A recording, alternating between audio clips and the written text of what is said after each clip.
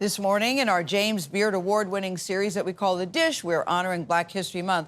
So we're going on the road, taking you to a beloved Georgia restaurant that serves up so much more than traditional Southern cuisine. Paschal's is the name. It's been in business for nearly 80 years. The food is a draw, but the restaurant also played a very important role in the struggle for civil rights. As we celebrate this Black History Month, on the very last day of Black History Month, CBS Saturday Morning co-host Michelle Miller met former UN ambassador and civil rights icon Andrew Young at this historic place.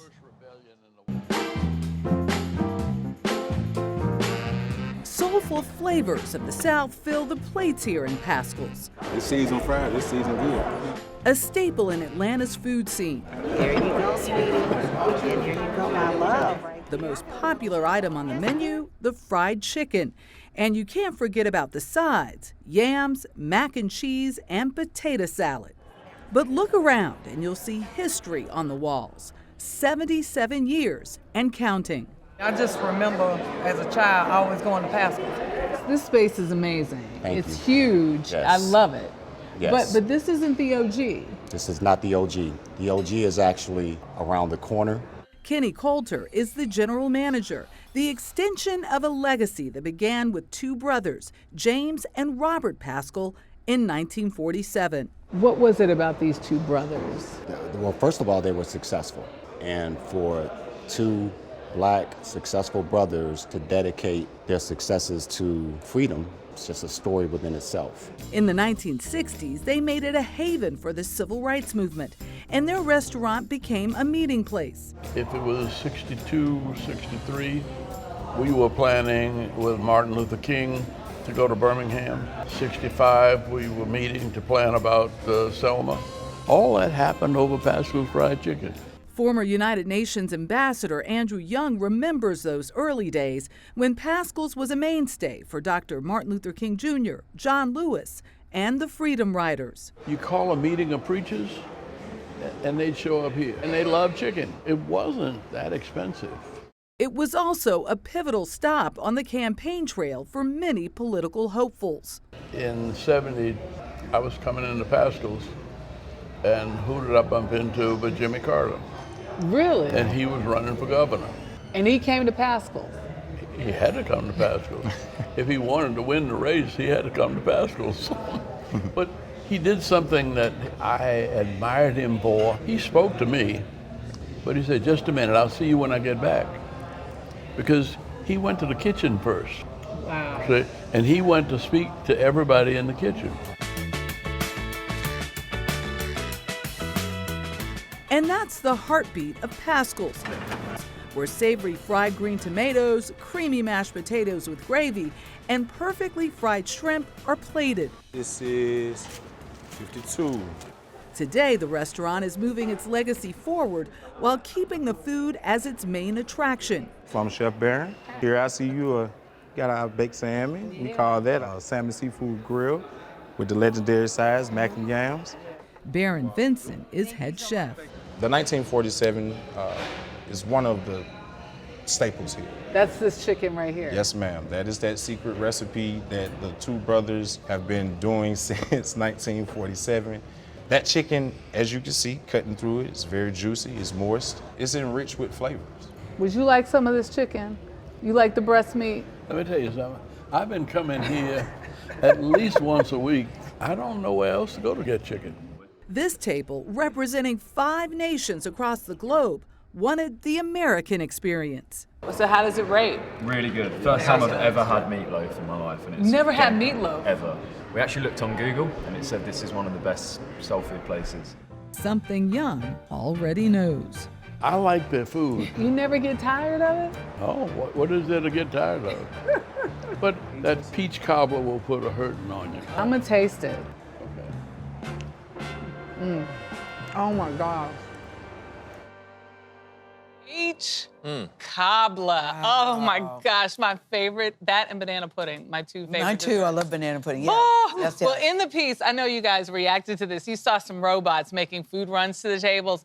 That was my first time actually seeing that. I know it's kind of a thing in some restaurants, but The general manager says the restaurant struggled with staffing right after reopening from the pandemic, and they decided to get those 2 robots to replace some 4 positions because they just couldn't fill the positions with people. I still want the people back, but let me tell you, looking at that food, I wanted to lick the screen. That meatloaf, meatloaf. I didn't have the meatloaf, but I can vouch for that fried chicken. Yes. Was amazing. The fish on their menu, they have a salmon and a bronzino, delicious. And it was good to see Andrew Young. He looks good. Oh, he says he goes there at least once a week. Wow. I'm gonna start going once a week, man. The flights from New York to Atlanta every hour. I've never been. I want to go. Such a rich In Atlanta, now I know I have to go to Paschal's in Magic City, they told me. Oh, there you go. Oh, all right, That's moving what on. I heard. That's what I heard. Michelle, thank you.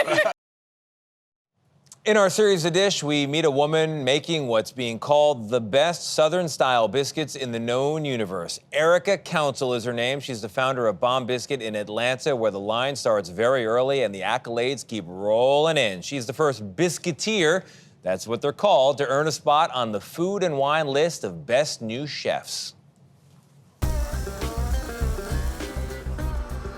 At Bomb Biscuit in Atlanta, they are cooking up the goodness for thousands of people every week. People craving classic buttermilk biscuits piled high with fried chicken, pork, or egg and cheese. Southern staples that have turned Bomb Biscuit into a hotspot for breakfast and beyond.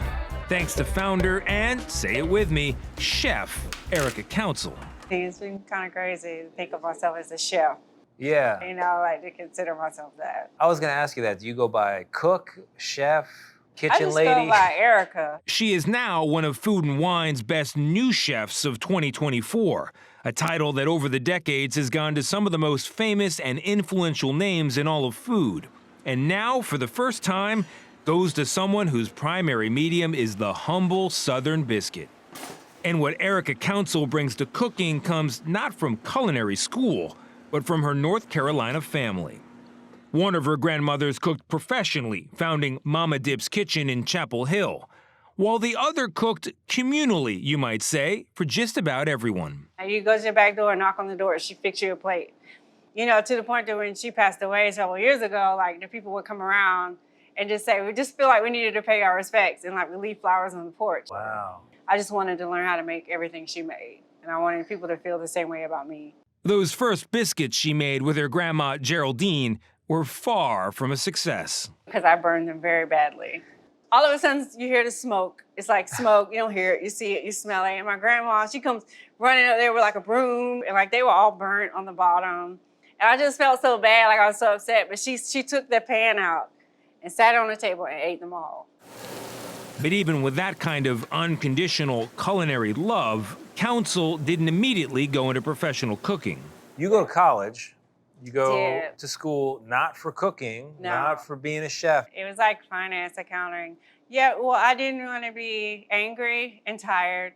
And that's what I correlated opening a restaurant. I was like, I want to be glamorous. I want to go to business dinners. I want to be able to talk about things like IT, software, and accounting and finance. You know, I don't want anyone to call me and ask me about biscuits. She was always cooking, though, on the side for friends and family, and that passion grew and grew until a few years ago, she had a biscuit business plan and a name to go with it, thanks to an old coworker. I used to bring them food all the time. And like he would be like, you got those bomb biscuits? Those are some bomb, excuse me, like bomb-ass biscuits. That's what it was first called. My mom told me to take the curse word out. Yeah. So that's just kind of where it came from. I love that. She is one of the ultimate biscuit makers in this country. Food and Wine editor-in-chief Hunter Lewis says it's the biscuits' simplicity that makes them so spectacular. If you think about it, it's really only 5 ingredients. It's flour, it's salt, it's a leavener, it's a fat, and it's a liquid like buttermilk. And what's amazing about that is with those 5 ingredients, no one biscuit is the same. How you make a biscuit or how I make a biscuit, it's very individual. It's like a fingerprint. And Erica's biscuits are high art. They really are. She's got some sort of a divine touch. And since I was wondering about that divine touch, well... So what's on the menu today? I quickly learned that a real bomb biscuit can't really be replicated. Just make sure it's all evenly distributed. Call it one part personal family history. Put your elbow in there. two parts hard-earned experience.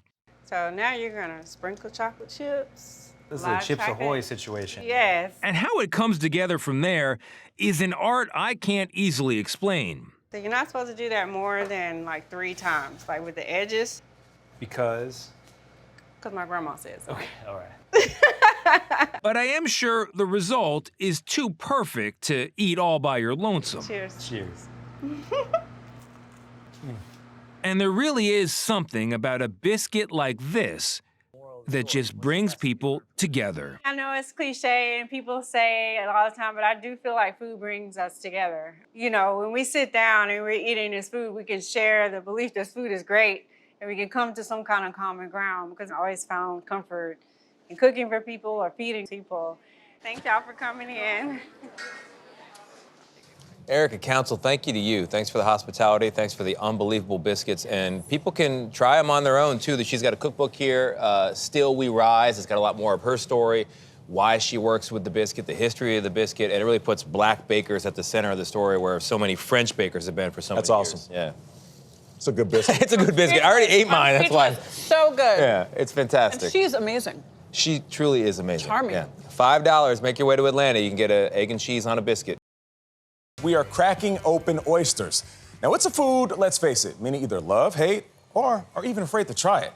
Now, one self-taught chef is working on changing that. Jasmine Norton says learning to love oysters is like a religion, and she's looking for converts at the Urban Oyster in Baltimore. Norton tells me it's the first oyster bar owned by a black woman in the entire country.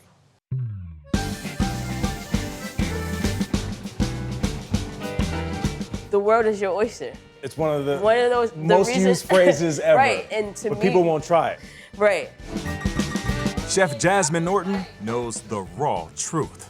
For many of us, oysters can be a tough food to crack. And here at Urban Oyster in Baltimore, she's heard it all. Nah, I can't do it. That's bougie. Yeah. Nah, I can't do it. It's slimy. Nah, I can't do it. I don't like raw food. Yep. As a chef, what do you think when you hear those responses? I take it as a challenge. A challenge Norton taught me to take on. If I'm doing something wrong, all right, slap me back into shape. Don't actually slap me, but you know. I'm not that kind of chef.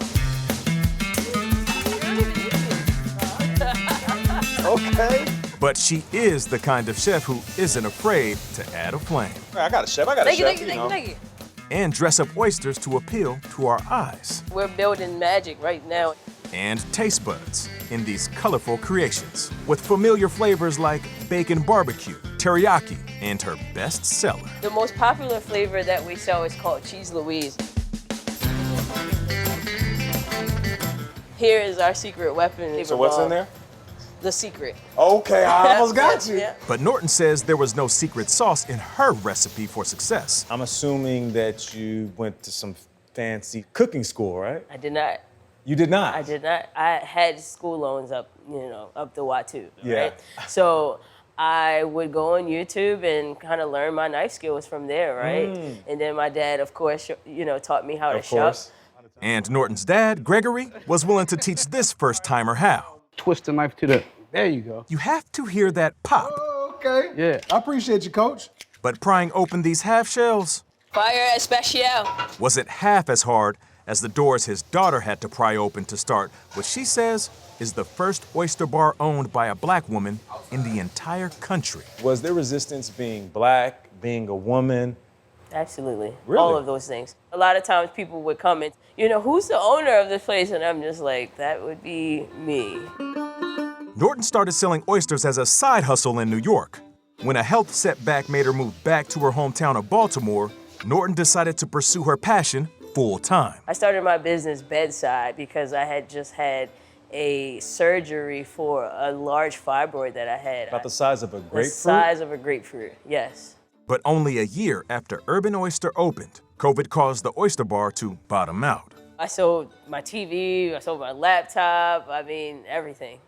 Norton picked herself up and this year reopened Urban Oyster to rave reviews for reimagining the raw bar with Baltimore's best bivalves. I've been following them and the reviews have been off the chain. In part for also opening some minds about oysters. Why do you think there is so much resistance in the black community to try oysters? Access. Access. Right? And when I say access, I don't mean financially, I mean experience, right? Experience, You like know? you had when you were younger. Exactly. Norton grew up eating oysters over the kitchen sink with her dad, but didn't discover the rich role African Americans historically had played in the oyster business until she began researching her restaurant. I learned that we are, in the best way that I could describe it, the first responders of oysters, right? The oystermen, majority of them were African American males. But for some reason, on the flip side of that, we're not actually the ones wanting to sit at the table after the fruits of our labor. Turns out, 2 members of my team had never tried oysters. My assistant, Nairi, he doesn't really like oysters, so we're gonna have to save one of these for him. Yeah, we certainly will. All right, Alicia, Nairi. Okay, so this is Alicia. She's always hungry. This is Nairi. He's always nervous about trying new foods. Yeah. So this is perfect. All right, so. I'll take the small one. Okay, here we go. Salute. Nice. Oh my God. Good? That's really good. He's scraping the shell. She called me. So what happened to all of that oyster talk? It was beautiful. That was amazing. That was amazing. And in finding converts like Nairi, Norton has found her pearl in the oyster business. You say it's like a religious experience, converting them, right? Indeed. Hallelujah, amen. We got another one in the oyster That's right. industry. Welcome to the oyster religion. Welcome to the oyster religion. Big shout out to Jasmine and Urban Oyster. You know, she has been through so much to help build up her career, a lot of rises and falls during this roller coaster ride, but what she has right now is the perfect twist on oysters. They look so good, and it just shows what you can achieve when you stay true to yourself and to your passion. Look at what she's done. Yeah, great attention, more attention from you. That was a wonderful piece. I hope people people show up. Next time we're in Baltimore for a baseball game, we got to pop by. All right, works for me. You got to take your assistant, Nairi. Cool. Yeah, I'll definitely take Nairi. He's in love now. He's got an in.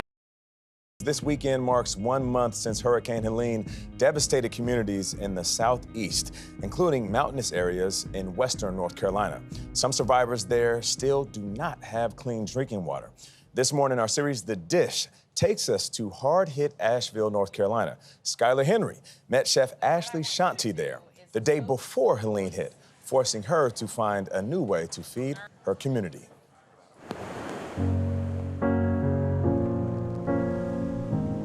When floodwaters receded in Asheville, North Carolina, Chef Ashley Shanti was here to help her community rise, hosting these fish fries. There's a lot of community around fish fries. You know, that's something that I grew up with. My parents' first date was at a little fish fry spot called Chickasee. And from her parents, Shanti learned her love of cooking. I still have the first burn mark on my arm from grabbing that cornbread out of the oven. While still in her 20s, she earned a star turn on Top Chef and accolades as a young gun and one of the 16 black chefs changing food in America. Here you go, Lex. All before even opening her own restaurant, Good Hot Fish, earlier this year. Very DIY. My partner and I caulking till 3 in the morning so we could pass inspection. Shanti's wife, Megan, also made the art on the walls of the restaurant here in their adopted hometown of Asheville. Has it always been welcoming? Of course not. You know, I check a lot of boxes. I'm gay, I'm black, I'm a woman, and I exist in a kitchen. And shortly after opening, someone cut the power to the restaurant while customers were inside and left a sticker on the door. And the sticker said, "How to ruin a white city." And it had a hand above this building with the swastika on the hand, and it was like a pepper shaker, and it was shaking out the word. I was pretty shocked. I knew that the community of Asheville was gonna Had your back. support. Yeah, they had my back. And that's just something that even through the fear, I try to remember that I have some really good people here. But what a racist vandal couldn't take away, the forces of nature almost did. Rain was already soaking Asheville when we visited. The same week, Shanti's eatery earned an elite spot among the New York Times' 50 best restaurants in America. Hurricane Helene nearly destroyed her dream. Ironically, it's a lack of running water that kept good hot fish closed for nearly a month. But the faucets are turning back on. Great, thank you. So now, with these outdoor fish fries and in a new cookbook, Shanti is sharing her unique culinary approach. Afro-Latin inspired, is that right? Afro-Latin. I'm kind of tired of being called a Southern chef. Like, what does that mean? You know, the South is so vast. My food is not the same as what they cook in the Delta region, or, you know, the food that we cook here in Southern Appalachia is far different from food in the Low Country. When we're talking about cooking locally, it's what grows in this region, and that's what's important. And typically meat is just kind of supporting character. It's a supporting character, yeah. Exactly. In her new cookbook, Shanti shares the recipe for a version of one of her best sellers. Our good hot fish, sweet potato, cabbage pancake. So what is all this? So we've got some rice flour. We want a nice fluffy pancake. Cornmeal, nod to the South, of course. All right, let's put it together. Get all the lumps out. Yep, you know a little something about cooking, huh? I try. Yeah? Okay, time for the flip. But she was about to turn up the heat. I have a job for you. Talk to me. Toast some nori sheets for us. Okay. It's gonna be super easy. Well, easy for her, maybe. Exactly. Okay, blow it out. All right. It's your first A little time. too much fire. It's your first time. Yeah. Let's do another one. Though once we got it right. Oh, that's really good. Thanks. I mean, I told you. But that was the last meal cooked in the kitchen at Good Hot Fish, until it's slated to reopen next week. For now, Shanti is focused on these fish fries. How y'all doing? Y'all need anything? Finding a more filling way to serve her community. For CBS Mornings, I'm Skylar Henry in Asheville, North Carolina. What an amazing story. Amazing story. Shout out to that Resilience, chef. delicious food. And you know it's good because we all started talking about all the things that we we're make that or make this. No doubt. And Asheville, man, it's such a vibrant place. Yeah. It's one of my favorite cities. Been through so much. The chef has overcome so much. I mean, you see the fear in her, and the anger and the hurt is still so real. Yeah. But look at what she's done for her community. She rose. This morning on The Dish, we head to Oklahoma City, where Chef Andrew Black continues to build his food empire. The James Beard Award-winning chef and cookbook author recently opened his 4th restaurant, Pearl Mesta, in the historic Skirvin Hotel. Our own Michelle Miller sat down with Black at one of his other spots, the highly acclaimed Gray Sweater, where she was taken on a culinary journey. This is a pretty historic neighborhood. Did you know at the time? I did not know at the time. When Chef Andrew Black first moved to Oklahoma City's Deep Deuce 5 years ago, the only recognizable landmark from this once thriving Black business district was the Calvary Baptist Church. It's where Martin Luther King once preached. You know, this church is also where a lot of the major gathering for African American civil rights happened. Then one day, someone texted Black his wish. And I wish I'd saved the text, because it means so much, and I get goosebumps each time I think about it. But the person said to me, be sure to carry on your ancestors' legacy. And while a lot has changed, Black says his 2 restaurants here pay homage to what once was. Black Walnut is casual. Gray Sweater, top shelf. It begins the moment you dream of coming to this restaurant. This is Natalie. I'm an ambassador with Gray Sweater. Expect a phone call after you make a reservation to plan your visit. And then I do want to let you know that we are offering a new service, and we have limo service. Those special touches are part of Black's philosophy, one woven into the very fabric of Gray Sweater. The color gray, is it black, is it white? There's no allegiance. Meaning, no matter what you come in this room and fell in love with, the food, the cocktail, the water menu, the service, it doesn't matter. We're going to move on. Give me a whole lime, let me cut it, please. It's curiosity. Waking up, staying up late at night, questioning yourself, looking around you, talking to the ones around you. How much more can we do? Doing more started in the kitchens of his native Jamaica before taking him to Europe and finally the U.S. I wanted to try to find myself. Where would I fit in? And so I got a call to come to Oklahoma City, and I said, where the heck is that? You knew nothing about Oklahoma City? Nothing. After saying no twice, Black took a leap of faith. There was just something about the folks here. When someone sees you in Oklahoma and shake your hand and say they're going to be there, they mean it. Our word is our bond here. It's absolutely one of the best states and the best place to live. In 2007, he opened his first restaurant just outside of town. Since then, he's opened 4 more, including one in the historic Skirvin Hotel. It's called Pearl Mesta, named after the famed Oklahoma philanthropist and diplomat. Can I have a cover for this, please? It's become its own ambassador, bridging cuisines from one nation to another. Like his sorghum glazed sea bass served over black pearl rice, a little butternut vinaigrette, and fried sage. In this dish alone, there's so many culture. West Africa rice, sorghum, sea bass, passion fruit. There's so many culture in this possibility. From gray sweater, menu items with a twist. A handmade ice cream cone filled with roasted cauliflower cream, leek, and duck, with burnt potatoes set on a bed of rice. Cheers. Ching, ching. Ching, ching. You are such a tricky meister. It's cold and hot and cold.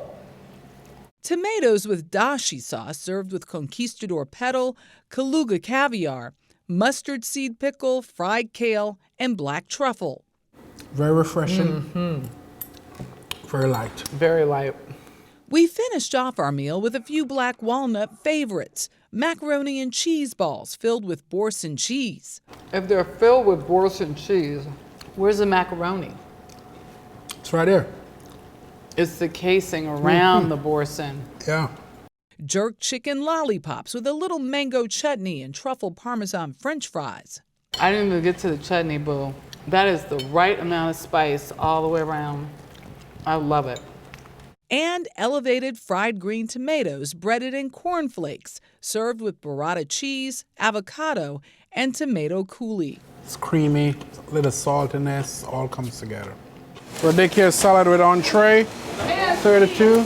But food isn't his only focus. Believe it or not, the bottled beverage of choice at Gray Sweater isn't always of the grape variety.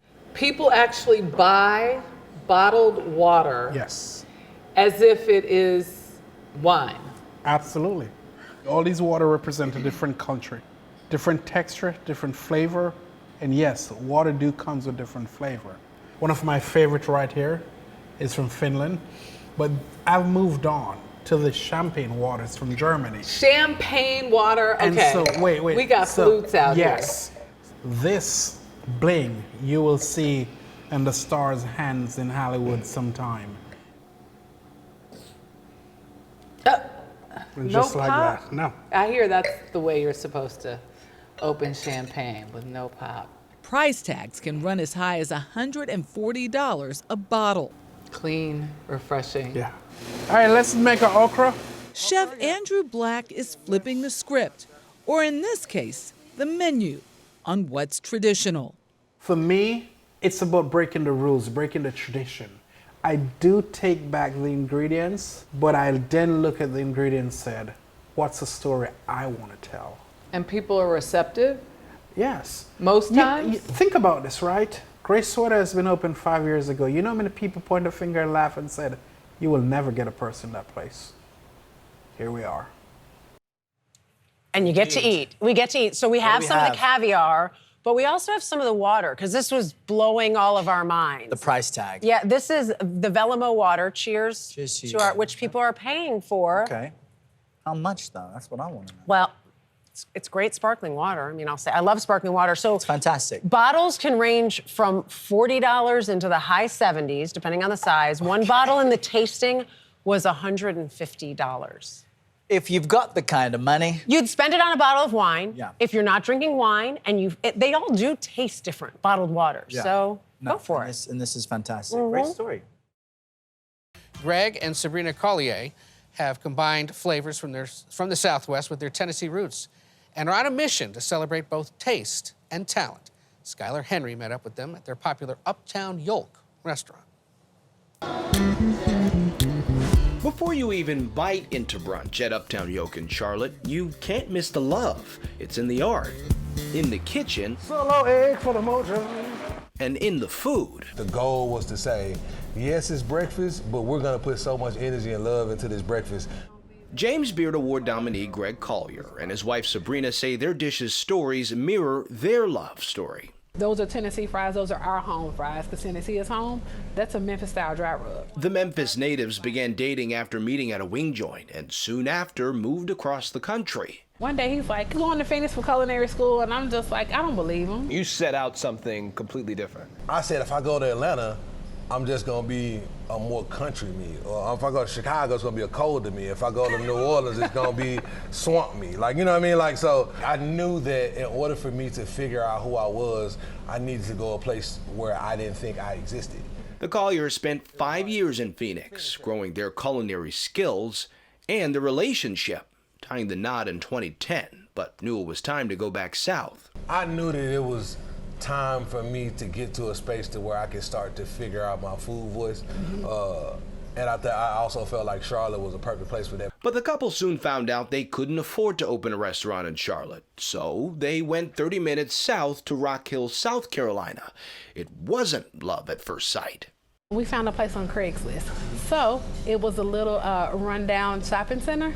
And they were like, here, $1,200 a month. It was food still on the grill. They had been there like 9 months. Really? After literally scraping away the past and with some elbow grease, they opened their first restaurant, The Yolk. But in 2014, a fire destroyed the restaurant just 2 years into their business. Eventually, they built Uptown Yolk in Charlotte, using their struggle as inspiration in their dishes. The There's Fire dish, which is our smoked chicken gravy, biscuits, and jalapeno jam, was one of the first things we created on a new menu, very specifically because we had a fire. While unique plates are where Chef Greg likes to experiment, twists on familiar favorites are what keeps the customers coming back. What do I know on my skill set that can make the best pancakes? So we were just trying to figure that out, right? And that was Oh. Wait a minute. So, and that's so the goal is, again, I think it's really important to do simple things great. I don't think y'all understand how good these pancakes are. And I'm not even like a sweets guy. Yeah. Inspired by his time in Arizona, Chef Greg incorporates Southwestern heat in dishes like the Valley of the Sun. It's a spin on huevos rancheros. Wait, don't drop them eggs in there, man. You got it? I know this part. Easy winning. So it's chorizo beef, black beans, a little bit of cocoa, a little bit of coffee in there. Okay. So we're thinking about all those rich flavors to kind of make a regular chili kind of stand out a little bit more. The 2 eggs look like suns. So we're gonna put the sauce in the middle, Okay. AKA Valley. Got it. And that's it. And it's no surprise others are following the Colliers' blueprint. They're opening doors through their restaurant group, which includes other restaurants and a food festival. There's probably 12 to 15 either business owners or leaders of business who've come through our restaurant group in some kind of way. We have laid and planted so many seeds that nobody can take that from us. That's more important than any award you can give us. And while Chef Greg may receive all the accolades, he's adamant none of this would be possible without Sabrina. It's important for me, for people to understand how important she is to the entire mission. And like all good cooking, love is the not-so-secret ingredient at Uptown Yolk. For CBS Mornings, I'm Skyler Henry in Charlotte, North Carolina. Ooh, Looks delicious. new Looks spin, really right? good. On Yeah. some old classics. I love it.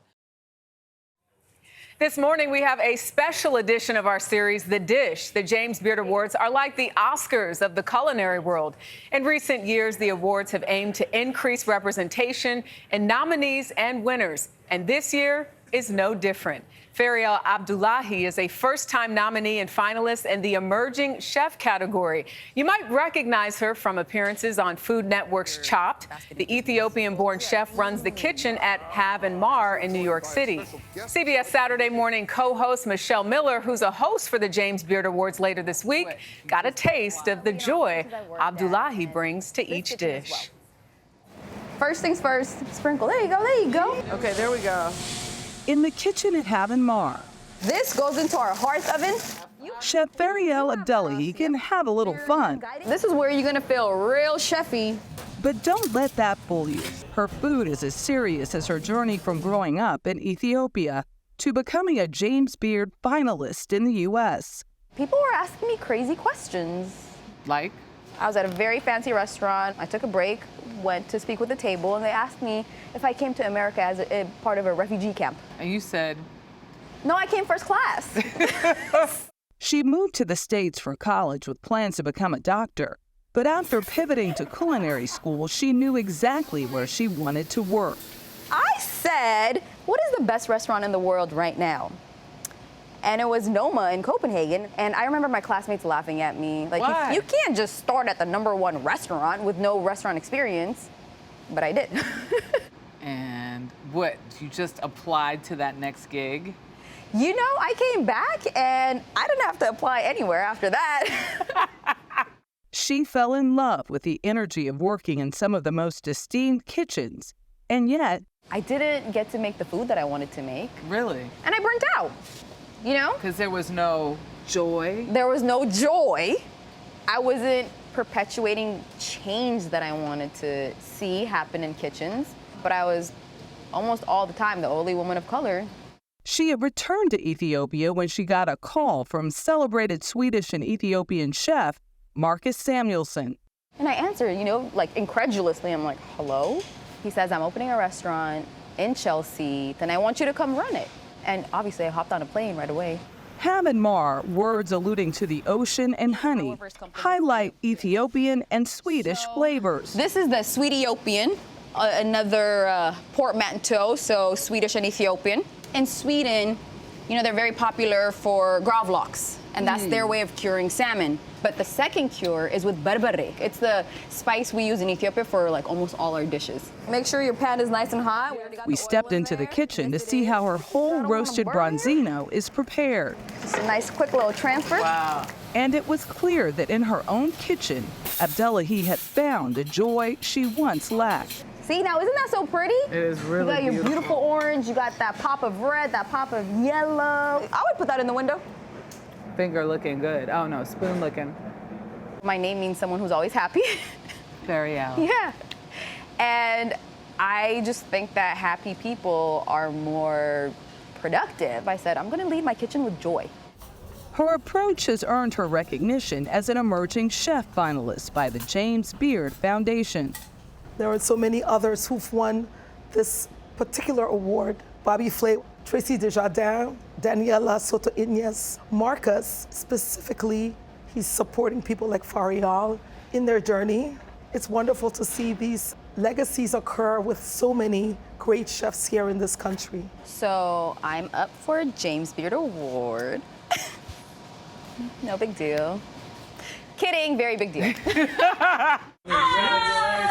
You know, the Chop set, they're like my family, and they stopped. Somebody went and got flowers. They literally gave me my flowers in real time because it was such a huge deal. It's such a big recognition. A recognition of her success and of what representation can do for the next generation.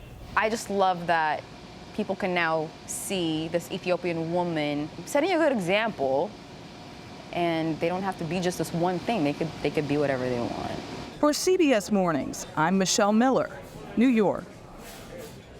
All right, 245 11th Avenue. 11th I'm Avenue. there. New York pulling City. up. Yeah, that'd be great.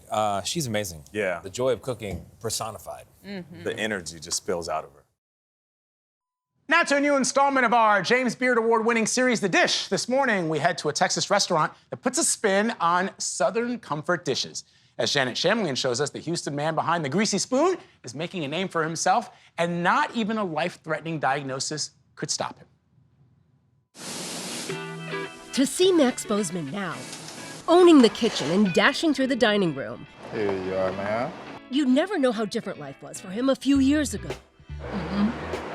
Delicious. When he opened the Greasy Spoon Soul Food Bistro in early 2020, he didn't expect the restaurant business to be easy. So mashed potatoes. And he didn't anticipate devastating news months after its launch. You had a life-changing diagnosis. Right after I opened the restaurant, COVID hit. We did great in the business, but then I ended up getting diagnosed with stage 3 colon cancer. Word of his Southern comfort dishes was spreading quickly. Oxtails, chopstick, pork chops, blackened catfish, herb roasted chicken. Amid glowing reviews. It's soul food for real. So you're just getting off your feet. Right. And then what happened? I mean, I was frozen, paralyzed, mentally, emotionally. I had to kind of garner that same belief and confidence that I had from an entrepreneur standpoint to now use that to help fight for my life.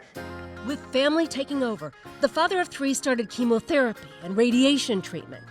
Supportive customers kept the place packed. It was incredible. It gave me something to really strive for.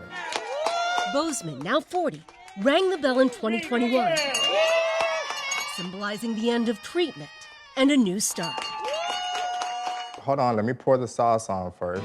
Anxious for our take, Bozeman treated us to a smorgasbord. So this is the soul food stuffed turkey leg. Many dishes are Southern staples with a twist. Those are the crawfish, Buddha, and egg rolls. Sides like mac and cheese, collard greens, and candied yams Do I need to see a cardiologist tomorrow? No, just eat in moderation. are served with a sense of humor. I'm gonna hand you another spoon because yours looks a little greasy. So this one's not a greasy spoon.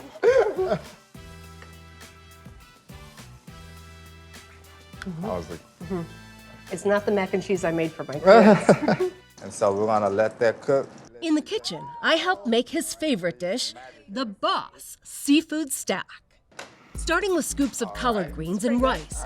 It's topped with a fried catfish fillet, which is then topped with a fried lobster tail. Then you're gonna take the shrimp and you just place those on the plate, make them look pretty. To finish, Don't be scared, go ahead. it's smothered in a crab meat cream sauce. Beyond business, Bozeman wants to help others, which is why it was important for him to talk about his cancer and his symptoms. He noticed blood when he went to the bathroom for a long time before he got help. And don't be like me because I had those symptoms for 7 or 8 months. And you ignored it because? Because I was busy, I was scared to find out what was wrong with me. I felt like other things were more important than me taking care of myself. Now feeling good to see great, you, man. he's got a second location and a food truck, but says the biggest thrill remains serving a plate of whatever he's just cooked. All right, jerk lamb chops, sub mash with mac and greens. How would you describe overcoming cancer and going on to fulfill this dream? There's no end goal. It's just a continuous process of being the living proof that you can fight for whatever it is that you desire, and you can be a blessing to others while going through your own burden as well. Wisdom gleaned from experience and food that's good for the soul. Perfect. For CBS Mornings, I'm Janet Shamlian in Pearland, Texas. This morning on The Dish, Chef Charlie Mitchell, the 31-year-old Detroit native, got on-the-job training inside some of New York's most elite kitchens. Now he's at the helm of his own restaurant, Clover Hill, which this month earned a Michelin star for the 2nd year in a row. Mitchell's just the 2nd Black chef in the U.S. and the 1st in New York City to receive a star.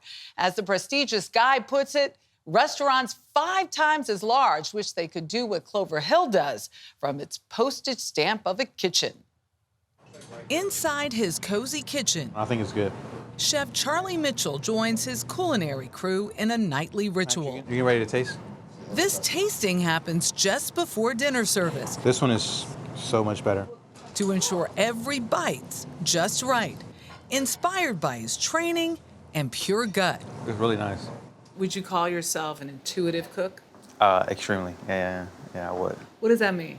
To me, it's about cooking with what feels right, what feels good. That feel was found on the casual dining scene in suburban kitchens of his native Detroit. He tried culinary school, but you walked away. Yeah. Why? I mean, it was pretty simple at the time. It just felt like if you wanted to be a chef in a restaurant, the value of on-the-job training was much more valuable than textbooks and student loans. I can make a minimum wage and go into debt, or I can make the same minimum wage and have no debt and just hustle. Hustle that's landed him on the line of some of New York's most prestigious restaurants, including 11 Madison Park. I didn't move to New York City until I was 25. And you get here and all these cooks are like 19, 20 years old. They run around the kitchen kind of crazy and you're kind of like intimidated at first. But I think as long as I continue to train and learn as much as possible, as fast as possible, then like nothing really could stop me. Whether it was like not getting a job I wanted at the time or COVID or not being able to go to Europe when I wanted to when I was younger. I never let these things kind of like get me down. They were just kind of like, okay, well, this is happening. What's next? How do we continue to move forward? Because without any of that, you wouldn't be right here. Exactly. Yeah. Here is Clover Hill in Brooklyn Heights, where he took over as executive chef and partnered with Clay Castillo. Just 8 months later, the culinary school dropout was awarded a coveted Michelin star. What did that feel like? I mean, it's hard to describe. As a chef, I was just like relieved. Relieved? Yeah. What do you Extremely. mean? Why relieved, not ecstatic, not excited? Coming from Detroit, like, no one understood the world of fine dining. I barely did at that time. The road to success was very cloudy, and it was hard to articulate to people who didn't understand the restaurant industry. So I say relief because finally when that moment happened and the restaurant was on the platform, and it kind of stamped me as like, okay, cool, like maybe everyone now will understand what I'm doing. Earlier this month, Clover Hill retained that star once again. What was the expectation or the feeling for the second time? Well, I think it's just about the restaurant itself being here to stay in New York City. It wasn't a one-off. Yeah, It wasn't exactly. a blip. Right. It's a thing. Yeah, exactly. What's down there? We invited ourselves down to where the magic happens, to the meat of his operation. Here's the team. Hi, team. A prep room beneath a 26-seat dining room where most of the delicacies he serves are engineered. We start with Murasaki sweet potato. I wanted the first bite to be the highlight vegetables. And a nori crustat, grilled lobster salad topped with marinated salmon roe. Why in fine dining do the portions get so small? Yeah. What is that about? They do. I think it's more about trying to create the perfect bite. And also, sometimes you want to leave people wanting a little bit more. Each small bite on the 12-course tasting packs a punch. So many flavors in there. Yeah. So how do you layer those tastes? I mean, you say it's feel. Yeah, I mean, I think for me, it's been about having some imagination and then eating a lot of food, right? Like just trying the food, tasting as much as possible, trying to listen to other people, see what people like, and like understand what people like. There's a black pepper cornbread with soy egg, fudge, and dry-aged beef. Hokkaido scallops with miso pear wasabi. Stone mill grits with uni and cherry blossom shoyu foam. Dirty rice with Norwegian king crab and black truffles. Japanese mackerel topped with caramelized cabbage puree. And mushrooms in a brown butter broth. Is it bad that I'm finishing the whole? No, you should. You should. And a steamed shark skin flounder, cured in miso. And then it sits in a sake beurre blanc with radishes, chives, and finished with caviar on top. I get my wine. Oh my. Yeah, this is probably my favorite fish on the menu. Is it? Yeah, it's a lot of food throughout the meal, so it's a very light bite of like fish and butter and caviar. Oh yeah. Yeah. It's all in there. And finally, dessert. We try to end the meal in a fun way. Starting with pineapple sorbet. There we go. What is that at the bottom? Yeah, it's coconut. Coconut espuma. Like, it's like foamed. Yeah, exactly. Oh It's like my air, God. A little air. And a trifecta of sweets, along with house-made vanilla madeleines. That's ready to go. And these are ready to go. Chef Mitchell has written his own path, learned the hard way, and carries those lessons with him. I don't know what your tattoo says. This one, it's a wisdom knot. It's a West African symbol about wisdom. And I think at the time when I got it, I just thought that it was something that, when you're like younger, that you like long for, right? It's like to live life lessons and become more wise along the way. So that was important to me at the time. Have you become wise?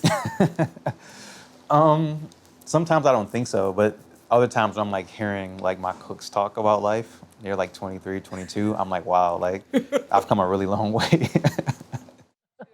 He acts like he's an old man. He's 31 years old. Old soul. Old soul, absolutely. Well, his grandmother taught him how to cook, and he says more than anyone, his mom is who he thinks really got him into chefing. Well, I call it chefing. But he doesn't take advice well, but she's like the one person he says that he listens to, and it's important because she sits him down and makes him listen. Vanilla Madeleines. What do we have here? Vanilla Madeleines. Thank you for these. They're so good. These are the best. I will take a bite of this. It really is a great Madeleine. Imagine it freshly baked. Can't wait to go visit. This morning on The Dish, Edgar Duke Chase, the grandson of the queen of Creole cuisine, chef and restaurateur Leah Chase. She passed away back in 2019, but her legacy lives on in Duke's Big Easy Eatery. Chapter 4, it's called. But to understand his new spot, you have to go back to his roots. Gee, we're coming live. It doesn't take long to catch on. The Chapter 4 is a family affair. 3 cousins working in tandem. I know I need to order extra basil. In the kitchen, Gavin Gaines is executive chef. Well, you gotta. Beverage director Eve Heidel behind the bar. Oh, that's beautiful. Isn't that gorgeous? I might need you to be my cocktail designer. Duke Chase, pleasure. And Edgar Dookie Chase IV running the show. Chapter 4 is a celebration of the 4th generation of Chases coming on board to lead the charge. It's a simple but elegant dining room featuring a large bar, outdoor patio, and walls adorned with African-American art. We still want you to get that fine dining feel, but in a very relaxed setting. In the end, it's the food reeling in the customers. My plate looks like Bernadette. It was delicious. This Gulf shrimp is really delicious. We sat down to make a plate of our own. So when you talk about all the beautiful pantry that we have here in New Orleans and Louisiana, we try to showcase all that great stuff here. There's corn makchu mixed with crawfish and smoky andouille, with a serving of blackened redfish and crab fried rice. You keep talking about that crab fried rice. Crab fried you rice is created amazing. that. I did. We are known for jambalaya down here, right? Which is a play on jollof rice. But I said, instead of jambalaya, let's honor our beautiful blue crab that we have here in Louisiana. Citrus glazed salmon atop pan-seared asparagus, a fried twist on oysters Rockefeller, and spicy smothered okra. Is there a new New Orleans cuisine that is being discovered here, or is it really leaning in on the time-tested traditions? I think we're leaning in on to our roots. We're celebrating everything that we have here locally. That's why I say Creole cuisine is the all-star of all cuisines, because what we took was the best of each and every culture that brought something here and made a cuisine out of it. For dessert, there's this densely rich cheesecake drizzled with his grandma's favorite berry glaze, the perfect match to a berry mint rum cocktail called Leah's Garden. It tells a story of her working in that strawberry patch. That's right. I love it. Duke's original career plan was finance, but after getting his MBA, we all have degrees in so many different fields, but we all find our way back home, and home is the restaurant. he set off for culinary school at the Cordon Bleu in Paris. Confidence is the key that I think that school taught me. But none of this would have been possible without his family legacy or that of his grandmother. I like to cook every day. A legacy baked into his DNA. We grew up doing everything, waiting tables, bussing tables, cashier, in the kitchen. But I got stuck in that kitchen and I just saw the love that my grandmother had just looking at the stove and commanding it. And I fell in love with the kitchen right then. 70 years ago, Leah Chase morphed her in-laws' corner bar and sandwich shop into a classic Creole dining room, featuring white linen tablecloths topped with delicious food surrounded by walls of black art. Through the years, it was a safe haven for everyone, from freedom riders seeking refuge to blacks and whites secretly meeting during segregation. It's also played host to New Orleans' biggest street party. Happy Mardi Gras. Still does, with eats offered to parade goers in its wide-open backyard parking lot. But Duke's generation has expanded the family business to 2 eateries at Louis Armstrong International and Chapter 4 in downtown New Orleans. As an African-American restaurateur, there's much more that we think about than just hospitality. We think about community first. We think about the impact of our surrounding neighborhood.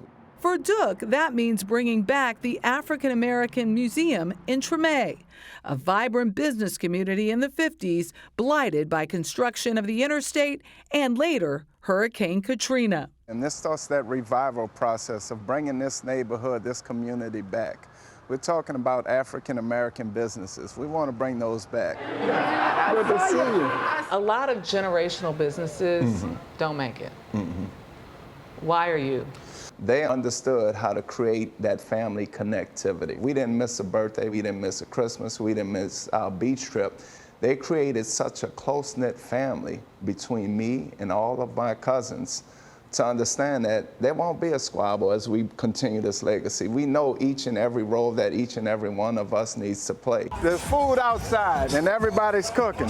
It's all part of the ministry of a family that revels in its ability to give back. We got to keep growing for that next generation to set the next bar for us. So if we're not growing and sustaining what we have, shame on us as the 4th generation. And that 4th generation's already seeding the 5th generation. I tell you, they are a tight-knit, well-oiled machine. Don't ever bet against the Chases.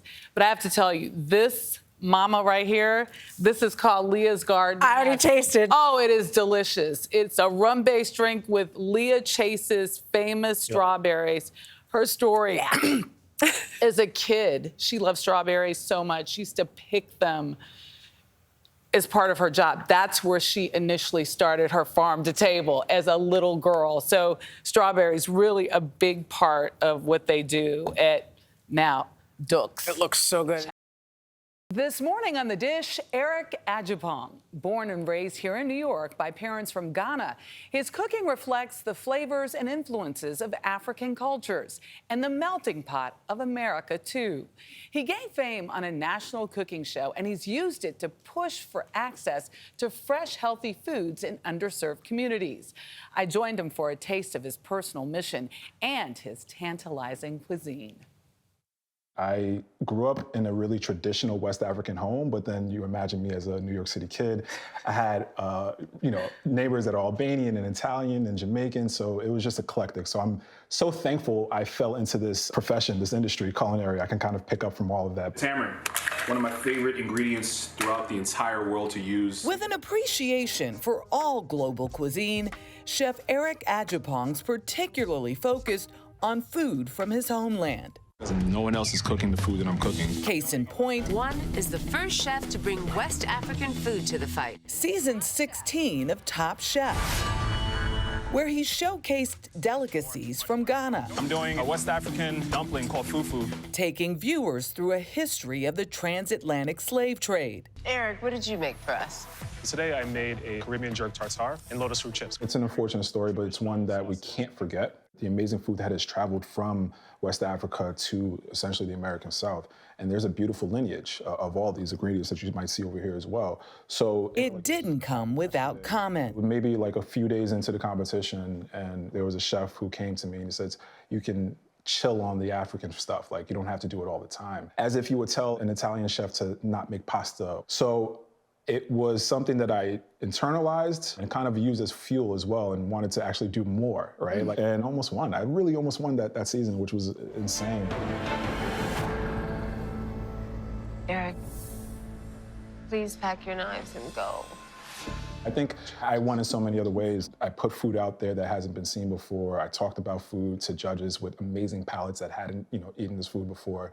And I think I left a decent mark. In the end, do you think it hurt hurt you and your chances? No, I'm sitting in front of Michelle right now, and I'm having like this. I've done so many cool things. And sitting in front of a meal that, while personal, includes a bit of business. I'm an ambassador for Bowery Farming, and we're using a lot of their products right now. Indoor farms that bring fresh foods to urban communities. This is the baby kale Caesar salad that we have right here. So it's baby kale. We have a little bit of dandelion, some panko breadcrumbs, a little bit of shaved Parmesan, and then we have this beautiful green goddess Caesar dressing right here. Might I just dig in? Might as well, just go. yeah, You let's hop just into it. keep on. You keep Let's hop in. going. Besides his non-traditional Caesar, there's his roasted carrots. The root vegetables. The root vegetables, exactly, Yes. right? Baked roasted cod with peanut sauce. I love using these indigenous ingredients in a really creative way. And his chickpea stew. This is really just an homage to a lot of the Caribbean flavors that I love. And you really do love Caribbean food. Love the flavor. I mean, the Scotch.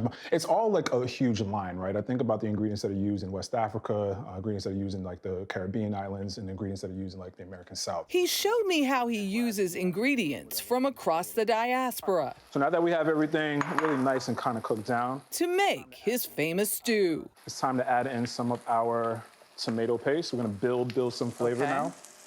Add about a couple of teaspoons. I like it. All right, perfect. This is great. All right. We're gonna add some curry powder in that now. Ooh, I'm liking this dish. Okay. Now we can go ahead and kind of deglaze it with some chicken stock. Right there. Ooh, look at that. You can hold that, be perfect. Thanks so much.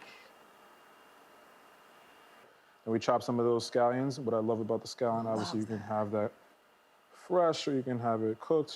We're doing it both here. And then we got some. Ajapong offered a lot of cooking classes online during the pandemic. Today we took Chef Eric's class making the jollof risotto. We've taken a lot of cooking classes, but this was hands down the best ever. Here is our final product. We had the best time. Take the class. Yeah! Which allowed more time with his daughter, Lennox. Look at the flick of the wrist. To refine her staple of favorites. Pancake souffles and... I actually did that yesterday. Not quite literally. I made a pancake. Oh my God, it's so funny that you said that. What was hard to chew on, losing a concept based on his favorite Caribbean street food called doubles. I did like a whole menu. I had a space open in Washington, D.C. We had the grand opening, we had the date, and then the pandemic happened. So it was a gift and a curse, so to speak. Why a gift and a curse? A curse because at the time, I couldn't see the forest through the trees. The blessing of it all is all the things that I did afterwards. If I wasn't able to make the food for the folks in Washington, D.C., why not teach people all over the world how to make the food anyway? And that opened the doors for so many other things. His 3 degrees in culinary arts and nutrition didn't hurt either. A triple threat he credits with his TV success as contestant. The winner of today's challenge is Eric. Judge. 40 minutes left, guys, 40 minutes. And now host. So without further ado, the Iron Chef herself.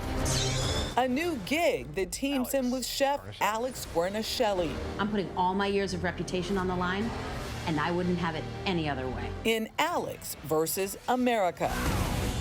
You're like Pat Sajak. I'm doing it all now. It's insane. And I think, again, the pandemic was really that, like, I think I lived like life before like BC and AD. Like this is like pandemic was really like a turning point, and so many crazy things that I did not even think of started happening. And again, just the power of saying yes and being at the right place at the right time. What is the next thing you want to do? I want brick and mortar. I want to own restaurants. I want to build or continue to grow my brand.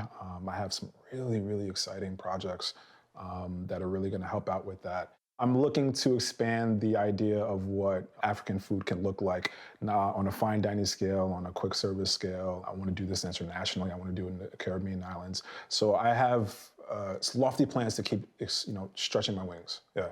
I already know. Yeah. I think I know. He's right on the cusp of making a big announcement. But I have brought food. I see that. I can say that. A strawberry galette and his roasted carrots with his fresh greens. Amazing. All are features of Bowery Farming, which is a hydroponic farm. There are different spaces, primarily in Maryland right now, but he is very big on pushing urban communities and access to fresh produce. So this is all about it. This strawberry galette is the strawberry favorite. dish pops. Oh, I didn't try that yet. It's really good. Super fresh. Here, I love the Rush. Caribbean dishes look great in it too. Oh Or my the street God. dishes.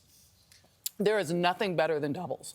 I'm Doubles. just saying, doubles are like the taco of the Caribbean, but even better. And you know I love me some tacos. Oh, strawberry galette is really, really good. Oh, yeah. This morning in our series, The Dish, we're introducing you to a former NFL running back who discovered his true passion is not on the gridiron, but in the kitchen. Tobias Dorzan played on NFL practice squads and spent a season in the Canadian Football League, but walked away from all that in 2012 to study French cuisine. A year ago, Dorzan opened his own place in his hometown of Maryland, where he blends flavors from Asia, from Italy, and from West Africa, flavors that reflect who he is and what he hopes to become, which is the best chef in the world. Every dish by Tobias Dorzan Nice jumbo shrimp here. starts with the basics. This is club soda and tempura flour. But as he demoed for us with his crispy Asian shrimp, Once the tempura batter fluffs up, we are now able to let it go Release and it. fully cook. This is the goji sauce. Yes. Once he layers on the sauce We'll just go down here, we plate it like this. and the toppings, We'll finish it off with some green onions and some toasted sesame seeds. there's a good chance you've got a meal like no other. That's nice and hot. Oh, good. It all comes together inside Dorzan's Hyattsville, Maryland restaurant, Honcho House, This used to be a Five Guys restaurant. This right here used to be a Five Guys. Yes.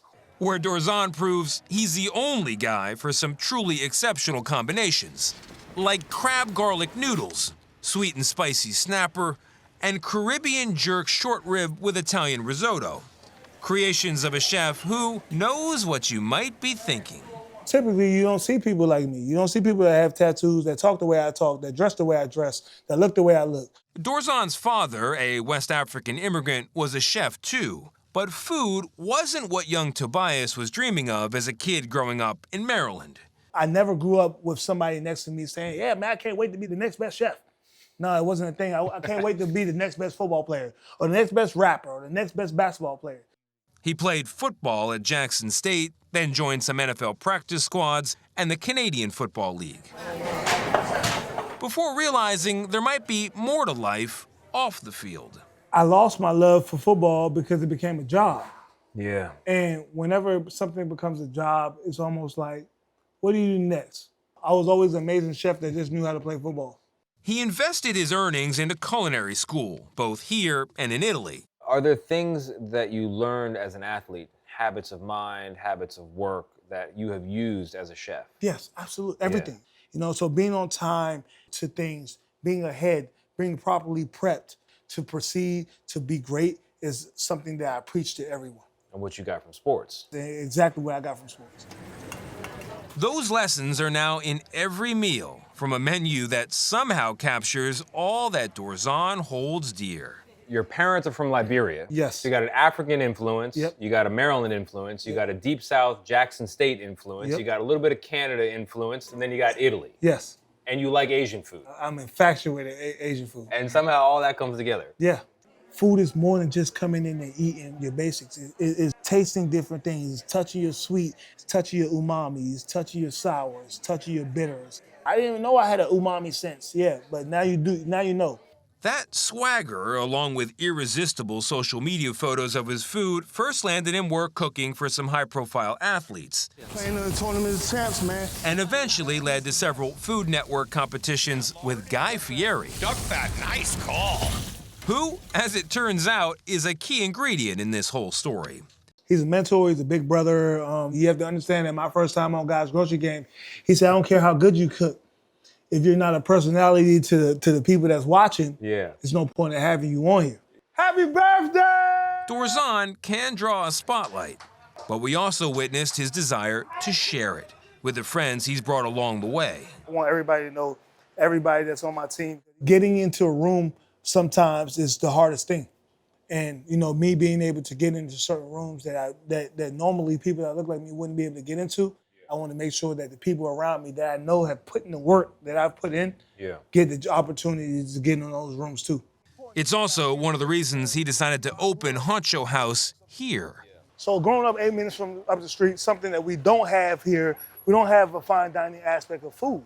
So being able to give our community something that we never had before, it was important for me to do that.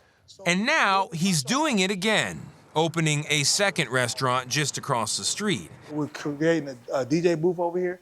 Giving it more of a nightlife atmosphere he hopes will complement the fine dining at Honcho House and continue to defy expectations of what's possible from an evening out. I could go anywhere I want to right now. I'm a chef on Food Network. I'm fully known as a chef. It was important for me to come here and let me prove to myself that I can make this succeed here. I know I'll be able to succeed anywhere else. And he is succeeding. That food is so good. I wish Gayle were here because it's right by the University of Maryland, her alma mater. Yeah. Well, I'm going to visit. Looked amazing. That new place, 1123, opens this month, actually, February. That was a great piece, Tony. Bring them on. I got to check it out when I'm in Maryland. We begin this hour with the chef known for some of the best fried chicken in the country, and I truly do mean that. For our series, The Dish, we stopped by the Harlem Soul Food Institution Charles Pan Fried Chicken. Charles Gabriel, a James Beard-nominated chef, has been delighting diners for decades. In 2019, the New York Times described his food in a way we all can understand. This chicken, I'd die for. Gabriel now runs 4 New York City restaurants. Of course, we had to taste some, and we went to meet the chef himself. As is often the case with fried chicken, the process is pretty simple. And Charles Gabriel would agree. Once the chicken starts turning color, then I gotta turn it.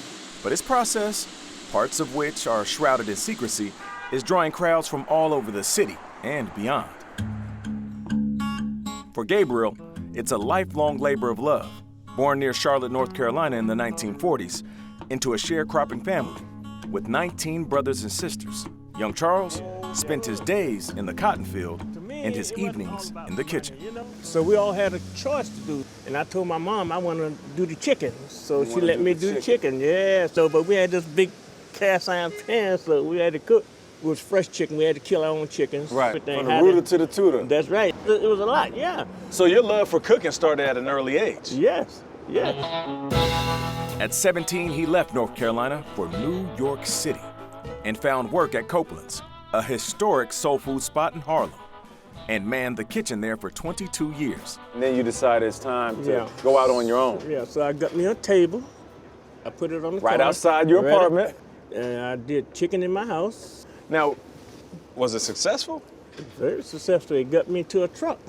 The food truck expanded his customer base and eventually led to his first brick-and-mortar restaurant. Milk wash is seasoned with a special seasoning. Exactly. Huy Slobert is a chef and also Gabriel's business partner.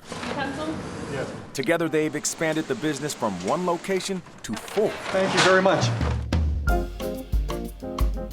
We invited ourselves inside the kitchen for a lesson on how the food is prepared. This is my chicken here. Okay. And it's already seasoned and everything. Okay. All the special seasoning and everything. All you gotta do now, take up the chicken, put it in the wash. You ready for this? Bam, dunk. Sit for a second. Come in with the boom, pow, bing, bang, boom, ha. Voila. That's perfect. I'm still learning. You know what I mean? I'm still learning. But you got it, though. You got it. We good to go. So break down the difference between deep fried and pan fried. Pan fried is like when you put this chicken in, when it's cooking, it's like half in, half out, just about. And then it's not smothered. Deep fried, you put chicken in deep fry, everything is smothered on the oil. Completely submerge it. Yeah. Well, while it's cooking that, let me show you what we got over here. Okay, that's what I'm talking about. All right, what we got? All right, so there's the master spread right here. The master spread, okay. If you go to your grandmother's house, she put the pots out, this is how it looks, it's beautiful, this is how we want it to see. A master spread indeed, with dishes like cinnamon citrus-infused yams, black-eyed peas, and mac and cheese. Yams, okay, wow. That's like Thanksgiving, yeah. I, of course, grabbed a bit of everything before grabbing the main attraction. All right, make sure I give me some big pieces, you know. Yeah. I'm a chef, I'm a grown boy. Hey, you gotta eat. Mac and cheese, 10 out of 10. Succotash.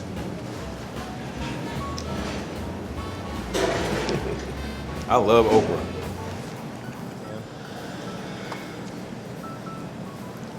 Yeah. You wasn't playing with them yams. Nah. It's almost like you've been making that chicken since you was a kid. I am. This is it. It's amazing. Y'all need to hurry on down to Charles' pan-fried chicken and come and get you some. So shout out to Chef Charles, Quee. Shout out to the whole crew of Charles Pan-Fried Chicken. We were supposed to try a little bit after the piece, but it looked like you already dove in. So what do you guys think? Amazing. It's delicious. So I've been there several times before, and going back to the first it never location. fails. Yeah. Always delicious. I can confirm this is fantastic. And now I know a little bit about it. This is pan-fried, not deep-fried. Yes. Right. And it's not just the chicken, it's also the sides. In desserts, they do a little bit of everything. And I'll say this, what we didn't show in the piece, people in the neighborhood, they kept stopping Charles. He is a fixture in Harlem. Plus, he's got that pan that's been in his family for many, many generations, right? That pan is so seasoned. No doubt. That's what you're getting here when you taste that chicken. Yeah, and Tony, you think they should open up something in Brooklyn, huh? I was telling him there's a borough called Brooklyn. There's a borough called Brooklyn. And if you get there with this, you will sell a lot of chicken. No doubt about it. Man, I picked well the right done. day to Appreciate you, I know, Charles right? Pan-fried chicken. Charles Pan-fried chicken. There you go. Woo! More to come. Now, you said you know how to cook this. Yeah, they gave me the secret sauce. Okay. Did they really? We're coming to your house. She put love into it. You can taste it. For food filled with love. What I want? Yeah? Yeah. No, Greasy. She already knows. And the hospitality of home. I come here because it's a little piece of home. Customers come from far and wide to eat authentic Jamaican food at Top Taste Restaurant in Kingston, New York. It's run by married couple Albert and Melinda Bartley. It's fresh. Fresh? With Bob Marley playing on the radio, they serve up dishes like curry goat and jerk chicken with smiles. But by the look of the modest storefront tucked away 2 blocks from the highway, it might seem easy to drive right past it. But not for 62-year-old Mr. Bartley, or Sammy as he's known around here. You know, I see the sign there, on the building for sale. For sale? Yeah. And you thought, that's my restaurant? I'll be like, oh my, I said to myself, that's a nice location for a restaurant. He knew that was where he would open the restaurant he had dreamed of owning since he immigrated to the U.S. 40 years ago. Why did the building with the for sale sign say to you, you know what, this is the spot? Believe me, I don't know. Believe me. I don't believe me. It's just the spirit of the Almighty. That's all I can say. And then the next day I call the bank, and that's it. Were you ever at one point nervous that people wouldn't like Jamaican cuisine? No. Never? No. Who doesn't like Jamaican cuisine? All the credit. So he quit his job mixing chemicals at the company where he worked for 33 years and returned to the kitchen, where his grandmother first taught him the recipes he cooks today. My grandmother is always in the kitchen. Are the menus in your head, or did your grandmother write them down, or what? Like all in my head. In the bread, coconut rice and beans. Well, at first it was his menu. Your menu? Yeah. Yeah. And I add more. He didn't know that in opening Top Taste, he would also find a kindred spirit in Melinda, who had learned to cook from her mom. And it was in this restaurant where they'd first meet. So I came to see my friend that lived up the road up there, and I always cook dinner for her when she's at work. And one day I said, I'm not cooking you anything. There's no Jamaican restaurant around here. He said, yes, my friend has one. I said, we're going. All right, so tell me, you walked through the door. I walked through the door, and he came over to me and said, if I was not dating someone, I would date you. Oh, you said that? Just like that. There it is. And I said to myself, this man better not change his mind. Let me quit my job and sell more of my stuff. Life is about taking chances, though. You just never know. Top Taste. That risk paid off. They built a family together and made another one in their community, welcoming in neighbors from the local police and fire departments to high schoolers.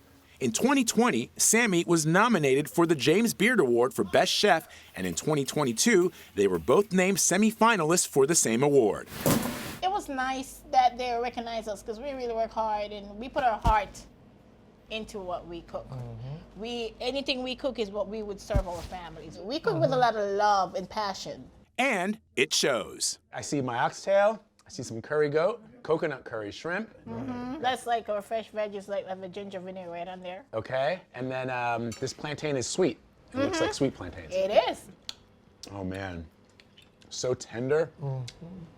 I know I should be talking through this for the camera, but all I want to do is eat.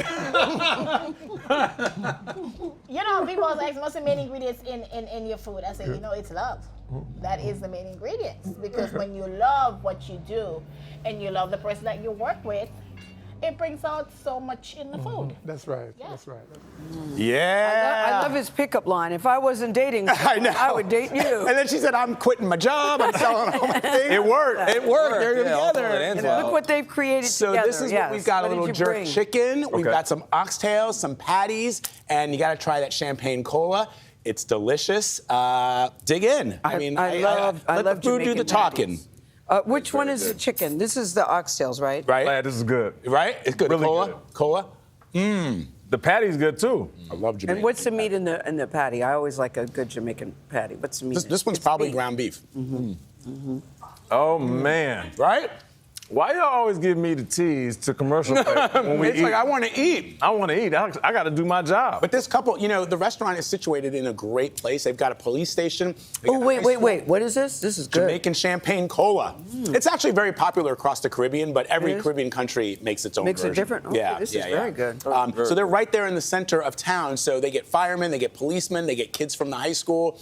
People from all over come from all over the country, actually, to try this little restaurant. 2 little tables, James Beard Award nominees. And I like when you asked, were you worried if people would like Jamaican food? And he said, no, not worried at all. Not at all. Not at all. The food is once there. they try it. Also, Why is that? Because, Nate, people like good food. That's good food, fact. and it's a People like classic good food. American story, American dream. You see a little shop and you go, one day, I'm going to open up a business there. There it is. And there it is. Yeah. Glad we appreciate you. Thank you so much. Yeah, see some food.